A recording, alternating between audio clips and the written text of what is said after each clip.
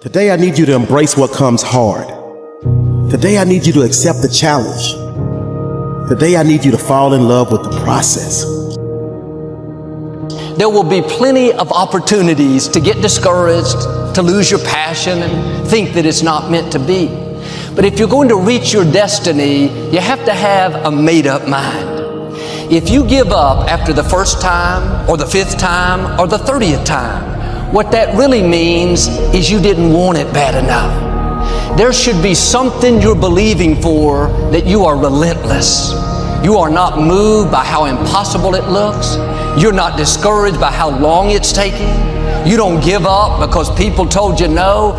Your attitude is, if I have to believe my whole life, I am not going to stop believing. I am not going to take no for an answer.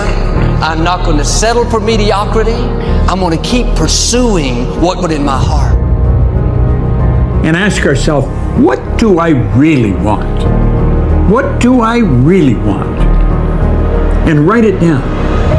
Writing causes thinking. Thinking creates an image. And you get these images going, you're building a vision in your mind. It's the visionaries that's changed the world. Think of that. But what keeps that competitive edge, what keeps you on top, is the ability to think and prepare mentally over and over and over again. The body has limitations, the mind does not. We focus so much on what goes on from the neck down that we forget it all starts from here.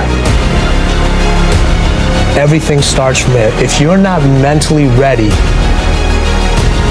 you're never really physically prepared. And that's where the preparation starts.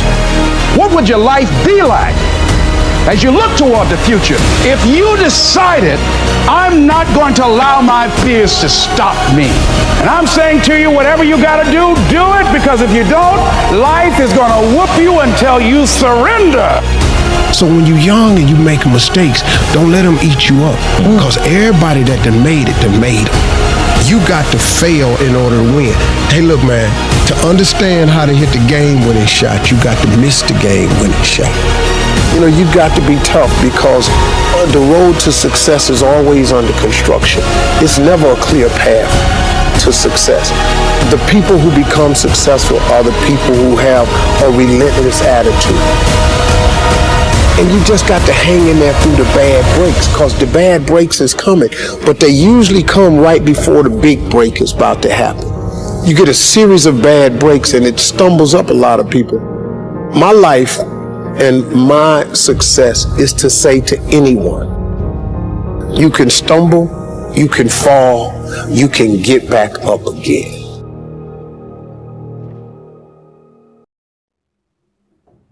No matter what you face, no matter how bad it is going to be, when there is a challenge, and by a challenge I mean anything in life, any challenge, anything that you're facing, the only way to overcome the challenges that you face is to start walking. Take that step every day, no matter what you are facing. Get up and start walking. I have the ability to see the end before the beginning even begins. And what that means is I know that to get to the very end, I can see it right now. So before I went to Buds and I was losing all the weight and shit, I saw myself walking across the stage at 191 pounds. That's what I had to get to get into the door. I saw myself 6 months, a year later, whatever's going to take me to do it. I saw myself walking across that stage, getting that certificate of graduation from Buds. And I was able to be there at 300 pounds. And that feeling that I was nowhere near that feeling, I was able to put myself there 1,000,000 times every day. And that feeling of like, my God, that is going to feel amazing. That's what made me suffer. That's what allowed the pain to be real and say, this is worth it. I want to feel for this next 18 months. It took me 18 months to finally become a Navy SEAL, to finally, just get through buds. 18 months. It's 6 months. It took me 18. That's what woke me up every morning, was I'm going to put myself through this much pain and suffering for a few seconds. That's all it is. A few seconds of joy. And it's so worth it, man. That's what people don't get. So I'm able to put myself at the finish line, even though I have no finish line, but at the finish line of an event before I even start the to say, how are you going to feel at the end of this? Visualizing is my biggest tool of life. That's why I've been able to put myself in cold water, put myself in a 100-mile race millions of times before I've done it. And I'm able to go through the race and see how I'm going to feel at mile 50. Almost to the exact feeling. Right, so when it comes up, it's no surprise. It's no surprise. I've already done this a million times. I recommended the last time I was here, the little book, Richest Man in Babylon, and I said, I've lectured now to over 3 million people. Guess how many have actually gone and got this little book? Answer, very few. My best guess is 10%. Such an easy thing to do. This little book, number one, is easy to find. Number two, it's easy to buy. The most you can pay for it, $6, $7, $8. You can borrow that from your kids. But if it's easy to find and easy to buy, and if it's easy to read, why wouldn't everybody go get it? We don't know. I don't know. Nobody knows. Here's how profound it is. Some do and some don't. Now here's the numbers. About 10% do. We don't know the mystery of that. And I'm telling you, 10 years from now, those numbers will still be the same. The numbers don't change. Only the faces change. I used to belong to the 90%. Who couldn't be bothered even if it was easy. How many people have a library card? Answer, 3%. 97% couldn't be bothered. Guy specializes in happy hour, but he doesn't have a card. And now readily and quickly blames the government and blames his company and blames the pay scale. Here's my advice to you today. Walk away from the 97%. Don't talk like they talk. Don't go where they go. Don't act like they act. Don't specialize in what they specialize in. Throw away the blame lists they cling to. You got to be consciously conscious today, because your environment can hypnotize, mesmerize, and paralyze you. The other thing is, take full responsibility for your life. Oscar Wilde once said, responsibility is what we expect from somebody else. This is very true. Most people dread accepting responsibility.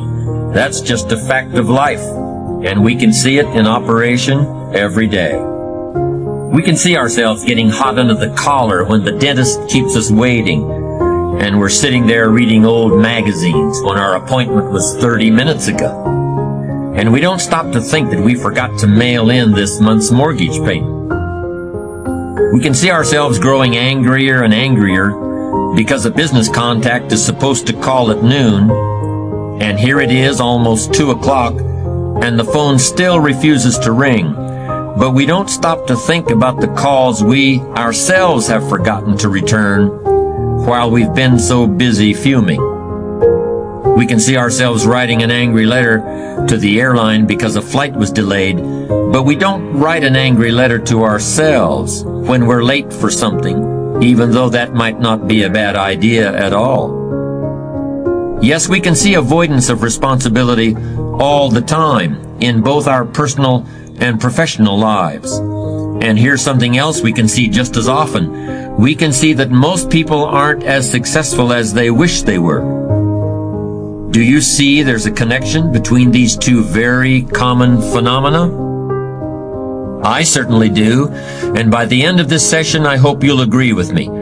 I hope you'll understand that it's in your best interests to take responsibility for everything you do. But that's only the beginning. I'm also going to suggest that many times it's even best to accept responsibility for the mistakes of others, especially when you're in a managerial or leadership role. I can hear you saying, what? Accept responsibility for someone else's mess-ups? Why would I want to do something like that? Well, that's a fair enough question, and over the next few minutes, I'll try to answer it. one of my weak points in my personal life is I don't like technical stuff. So even though I have to be on Twitter and Instagram and Facebook, I don't care for that. So guess what? I find somebody who loves to do that. You know, I find somebody who has a strength where I will have a weakness, and I partner with them. All you're trying to do is get to the goal. No one gets there by themselves. Everybody needs help. Now, when you know what you got going for you, be confident, not cocky. Managing your strengths, knowing what they are, and don't let nobody talk you out of it. And that gets you fight ready.